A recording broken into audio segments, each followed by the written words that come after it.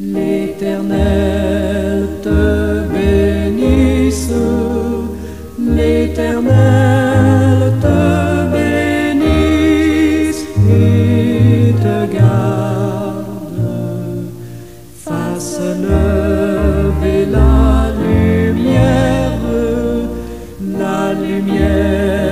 de sa face sur toi, use de grâce envers toi et te donne la paix, et te donne la paix.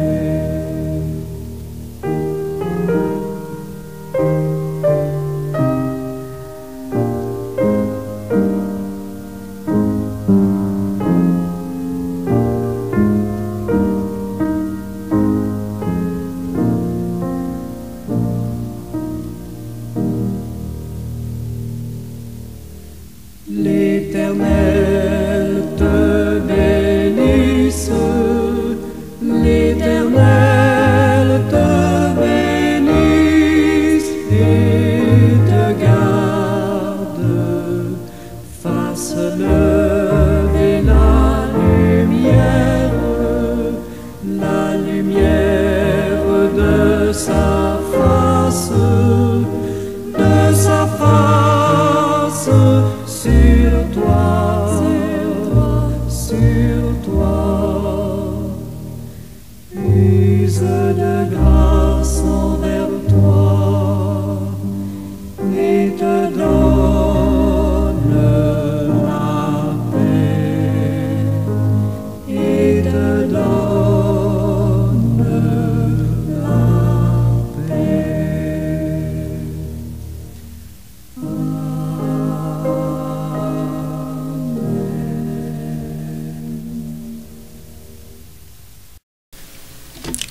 Merci Seigneur Dieu Tout-Puissant pour cette nouvelle journée qui commence. Béni soit ton Saint-Nom, parce que dans ton amour, après nous avoir gardés au cours des heures de la nuit, tu nous donnes cette nouvelle journée. J'en bénis ton Saint-Nom, je te la remets, Seigneur, avec tout ce qu'elle comporte, pour chacun de tes enfants. Merci Père, merci Papa, merci pour toute ta sollicitude, pour toute ta bonté, pour toute ta miséricorde. Merci Père, béni soit ton beau nom. Merci Papa, merci pour Dieu Élie qui se porte bien aux nouvelles de ses parents. Merci Papa pour le travail qui est en train de se faire en lui. Merci Père, merci pour la protection que tu donnes à cet enfant ainsi bien qu'à son frère vivant là-bas, Seigneur, avec les grands-parents. Que ton beau nom, ô Dieu, soit élevé, magnifié, exalté, à cause de ta grandeur, à cause de ta fidélité, à cause de tes compassions qui ne touchent jamais à leur terme. Merci, Papa. Béni sois-tu à jamais. Amen. Seigneur du sein de la poussière, mon âme crie à toi. Descends, ô Dieu, dans ma prière, que je te sente en moi. Je ne veux plus l'ombre qui passe, l'image qui pâlit, mais la substance de ta grâce, toi-même ton esprit.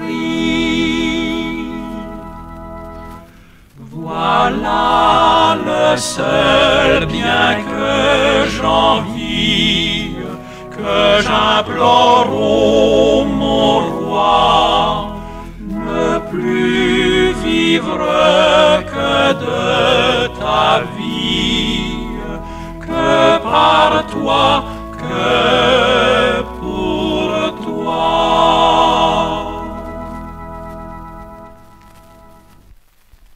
Bien-aimés dans le Seigneur et très chers amis internautes, bon matin, bonjour, que la paix de Dieu soit avec vous.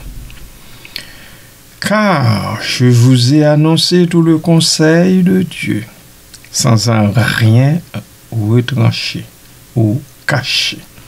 Actes chapitre 20, verset 27.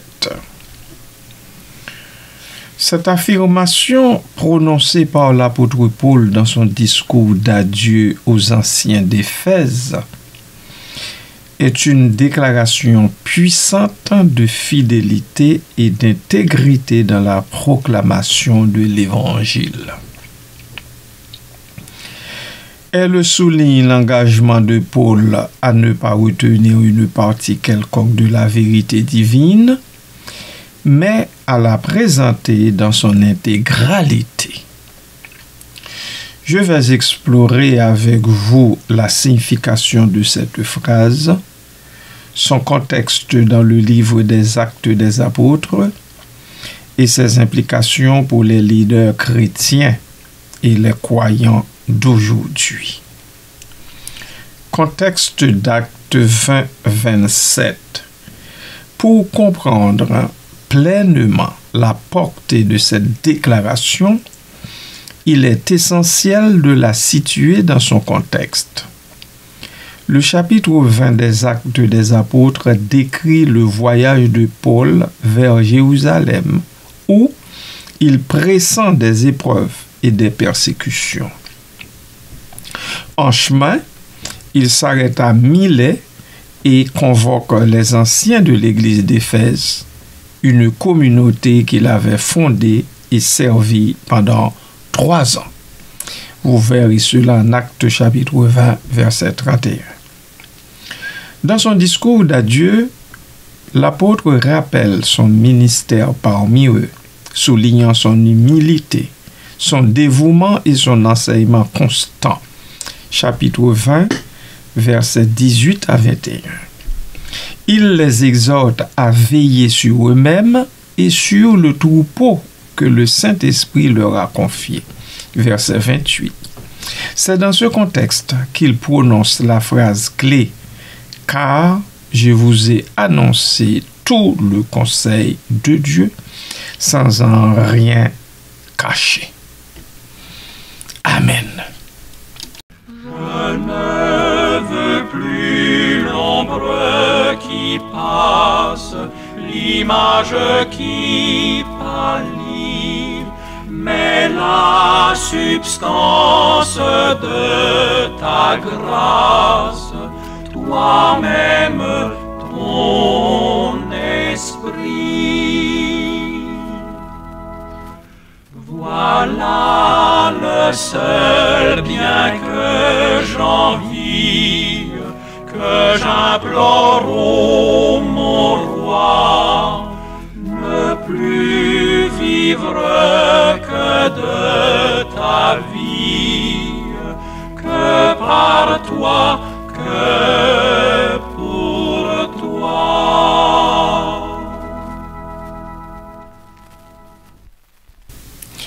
Signification de l'expression « tout le conseil de Dieu ». L'expression « tout le conseil de Dieu » en grec « passanten boulen toteo » fait référence à l'ensemble des plans, des desseins et des révélations de Dieu concernant le salut de l'humanité, la vie chrétienne et l'avenir. Cela inclut plusieurs éléments. Je vous en signale 4. Premièrement, la doctrine fondamentale de la foi chrétienne.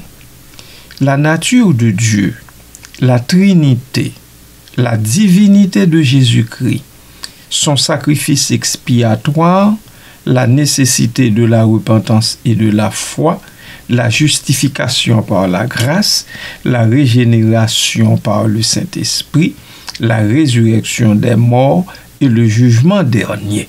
Voilà pour la doctrine fondamentale de la foi chrétienne. Deuxièmement, les commandements et les principes moraux de Dieu. Les lois et les préceptes divins qui guident la conduite des croyants, tels qu'ils sont révélés dans l'Ancien et le Nouveau Testament. Cela inclut l'amour de Dieu et du prochain, l'honnêteté, la pureté, la justice, la compassion et le pardon. Troisièmement, les promesses et les avertissements de Dieu. Les bénédictions promises à ceux qui obéissent à Dieu et les conséquences négatives pour ceux qui se détournent de lui. Cela inclut la promesse de la vie éternelle, la présence et la puissance du Saint-Esprit, mais aussi les avertissements contre le péché, l'apostasie et le jugement. 4. La prophétie biblique. Les révélations concernant l'avenir, y compris le retour de Christ, le règne millénaire, le jugement final et l'établissement du royaume éternel de Dieu. En d'autres termes, tout le conseil de Dieu bien-aimé englobe l'ensemble de la révélation divine contenue dans les Saintes Écritures. Je m'arrête ici un instant, le temps pour moi de reprendre mon souffle avant de continuer avec signification de sans en rien cacher.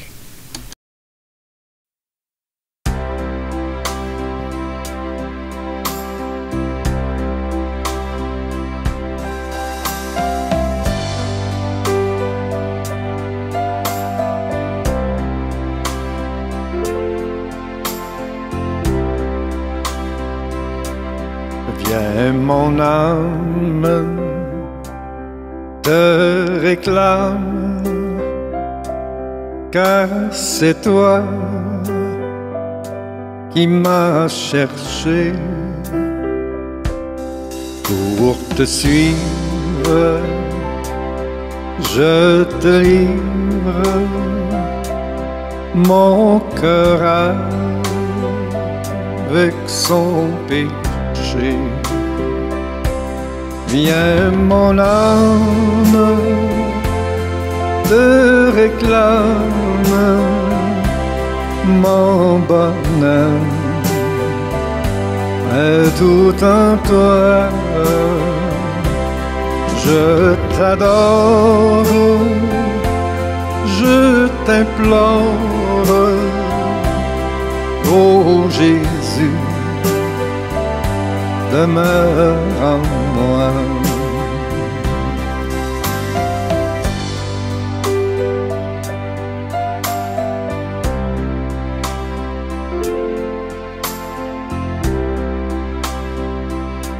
Oui, ta grâce seule efface toutes mes iniquités. Tu pardonnes, tu me donnes la paix de t'es racheté. Viens mon âme, te réclame, mon bonheur est tout en toi. Je t'adore, je t'implore, ô Jésus, demeure en moi.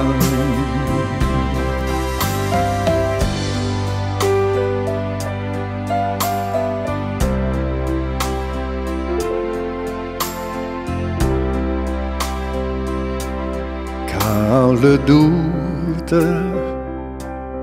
quand ma route passe auprès du tentateur, ta main sûre me rassure et me rend plus que vainqueur. Viens mon âme, te réclame mon bonheur et tout en toi. Je t'adore, je t'implore, oh Jésus, demeure en moi.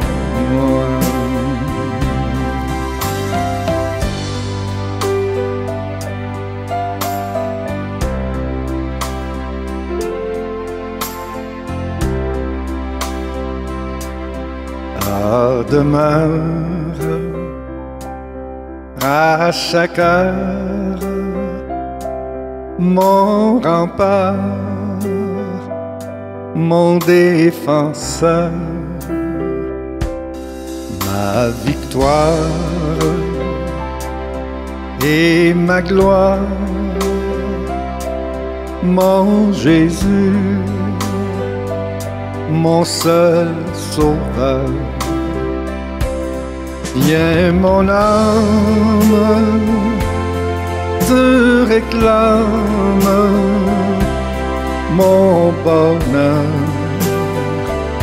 et tout en toi. Je t'adore, je t'implore, oh Jésus, demeure en moi.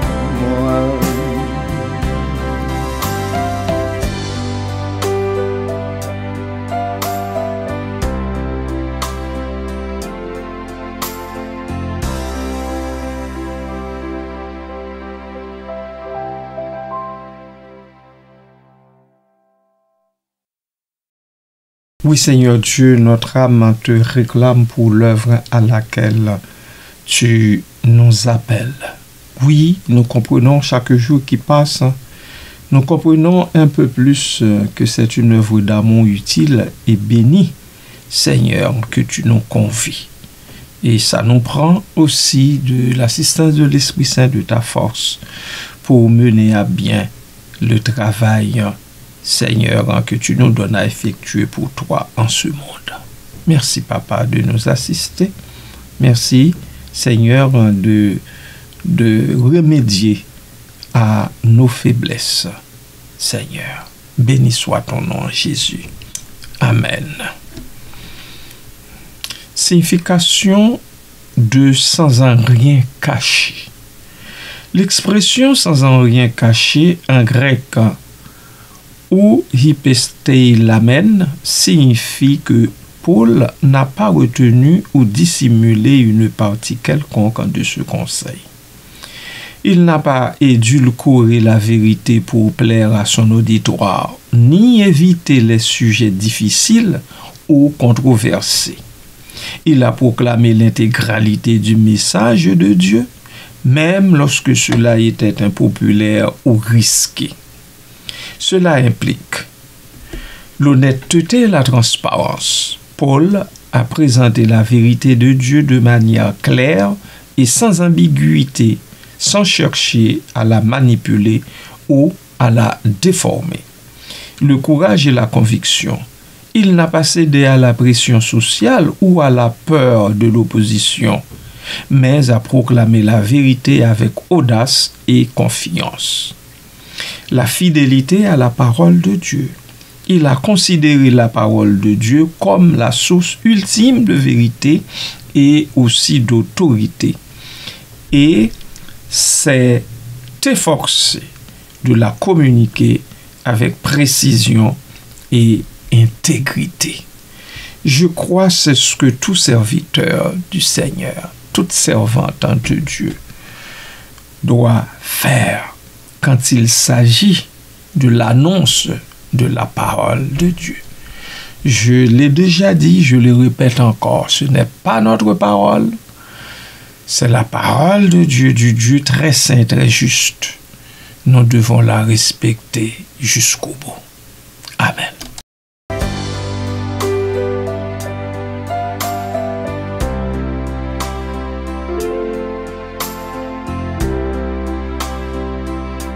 Oui, ta grâce seule efface toutes mes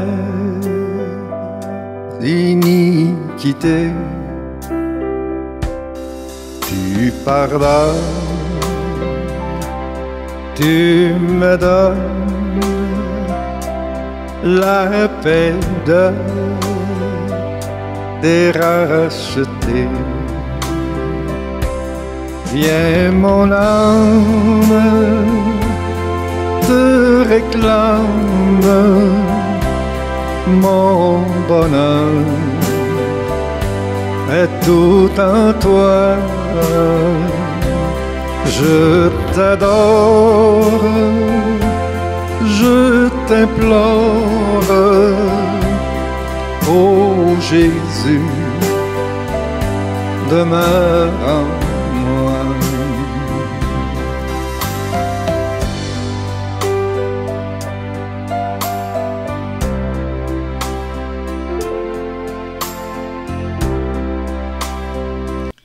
Implications pour les leaders chrétiens. L'exemple de Paul a des implications profondes pour les leaders chrétiens d'aujourd'hui. Ils sont appelés à, premièrement, enseigner toute la parole de Dieu. Ne pas se concentrer de prêcher les passages les plus populaires ou les plus faciles, mais aborder tous les aspects de la vérité biblique, y compris les sujets difficiles et même controversés. Prêcher avec honnêteté et intégrité, ce n'est pas notre parole. Nous devons la respecter. Il ne faut pas manipuler la parole de Dieu pour servir vos propres intérêts ou pour plaire à votre auditoire, mais la présenter avec clarté et précision. Être courageux et fidèle, oui, nous devons l'être. Ne pas céder à la pression sociale ou à la peur de l'opposition, mais proclamer la vérité avec audace et conviction, même lorsque cela est impopulaire. Vivre une vie qui reflète aussi la vérité que nous prêchons, leaders religieux. Je m'adresse à vous particulièrement. Notre vie doit être un témoignage de la puissance transformatrice de l'Évangile. Et c'est pour ça que nous tenons de mener une vie qui reflète la vérité que vous et moi nous prêchons. Que donc Dieu nous en fasse la grâce. Amen.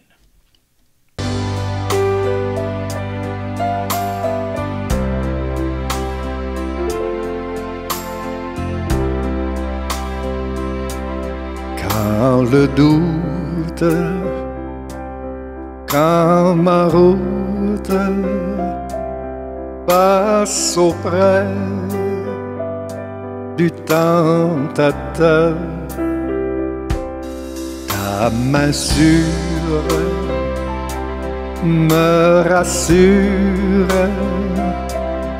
et me rend plus que vainqueur. Viens mon âme, te réclame mon bonheur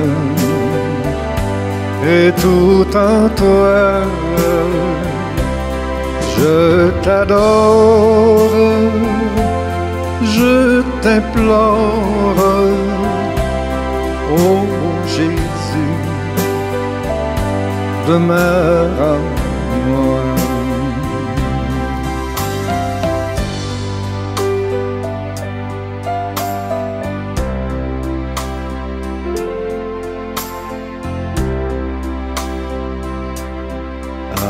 Demeure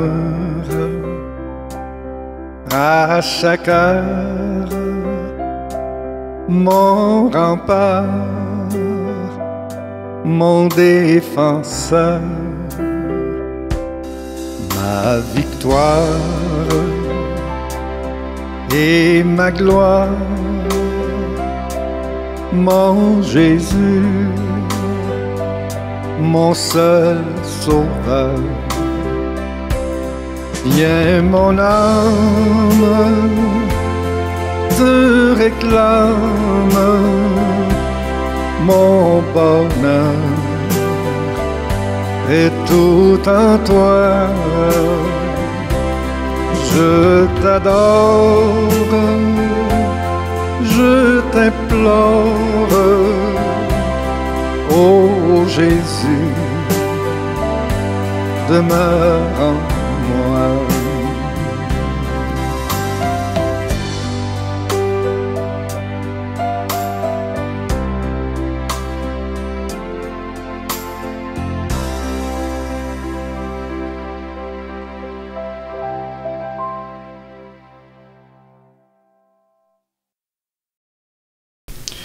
Implication pour les croyants. Eh oui, les croyants, vous aussi, vous avez votre part de responsabilité. Cette affirmation comporte également des implications pour tous les croyants. Il s'agit de rechercher une compréhension complète de la parole de Dieu. Ne pas se contenter d'une connaissance superficielle de la Bible, mais vous devez vous efforcer de comprendre toute la profondeur et la richesse de la révélation divine. Il faut être disposé à entendre et à accepter toute la vérité.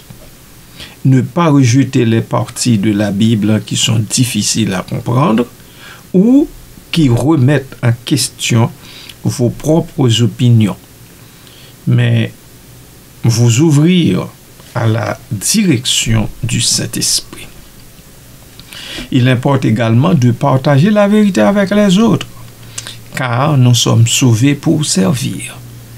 Être prêts à témoigner de sa foi et à partager l'Évangile avec ceux qui ne le connaissent pas, en présentant toute la vérité de manière claire et aimante.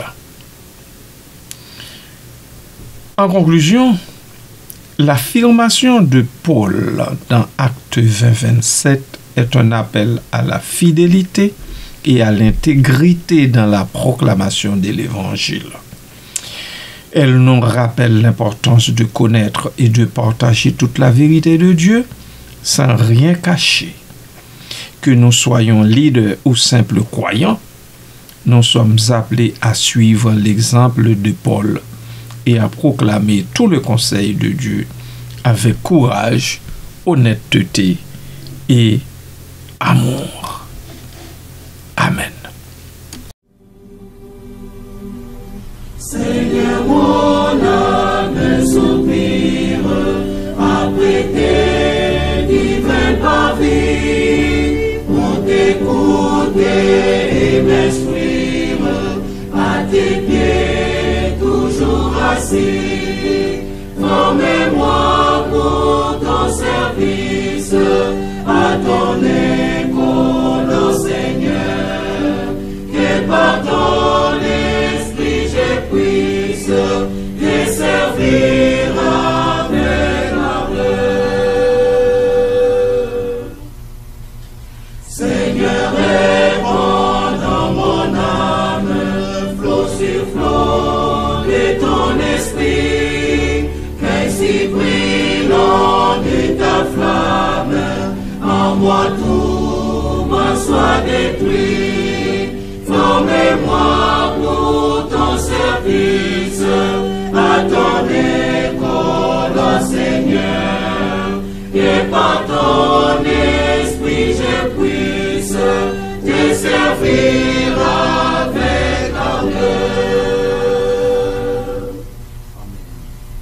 Dans tes parterres de fertile, nourris mon cœur affamé, assis près des eaux tranquilles, par toi je sois transformé.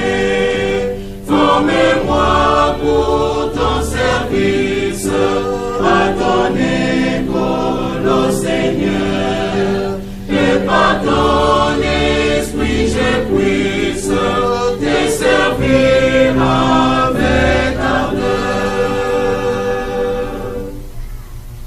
Seigneur, tu sais toutes choses, je t'aime, je suis à toi. Mets-moi tout quand tu disposes, je suis l'esclave du roi.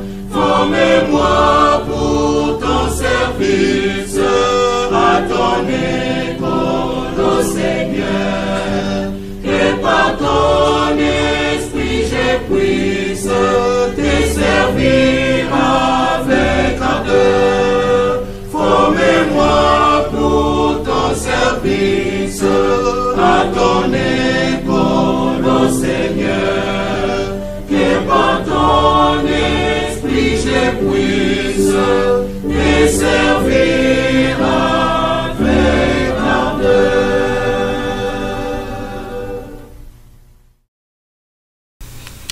Prions le Seigneur. Père céleste, Dieu de vérité et de sainteté, nous venons devant toi toujours avec un cœur humble et reconnaissant.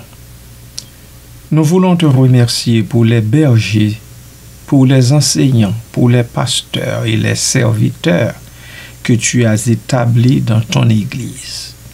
Tu les as appelés à paître ton troupeau, à annoncer ta parole sans compromis et à édifier les croyants dans la foi authentique. Seigneur, nous te prions pour eux. Donne-leur un cœur brûlant pour ta parole, selon Jérémie 29. Qu'ils étudient les Écritures avec diligence, dépendance du Saint-Esprit et une soif de te connaître davantage.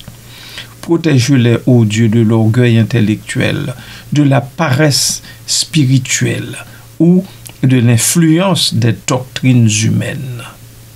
Accorde-leur la grâce d'enseigner tout ton conseil, Seigneur.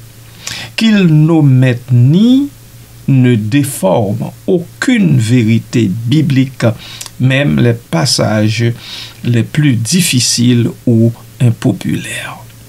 Qu'ils proclament l'Évangile dans sa plénitude, la sainteté de Dieu, la réalité du péché, la rédemption par le sang de Christ, la sanctification par l'Esprit et l'espérance du retour de Jésus.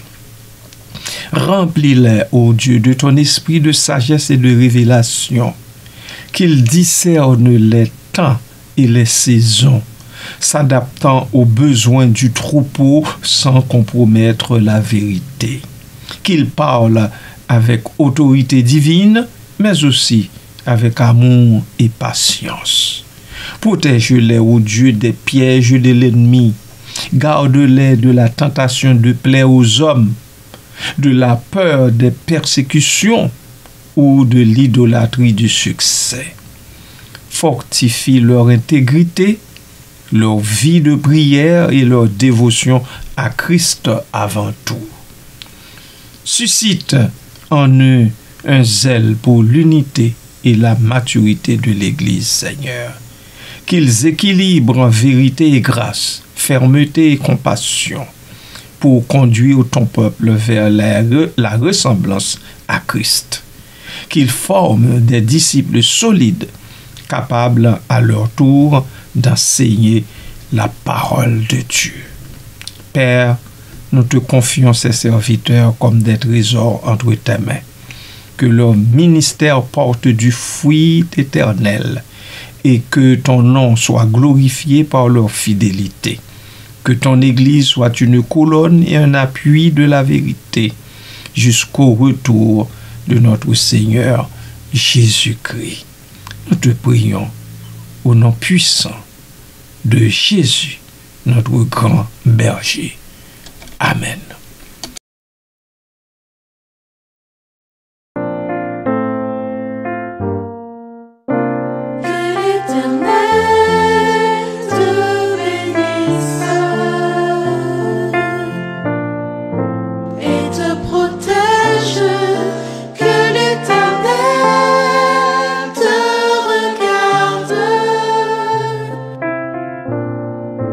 Avec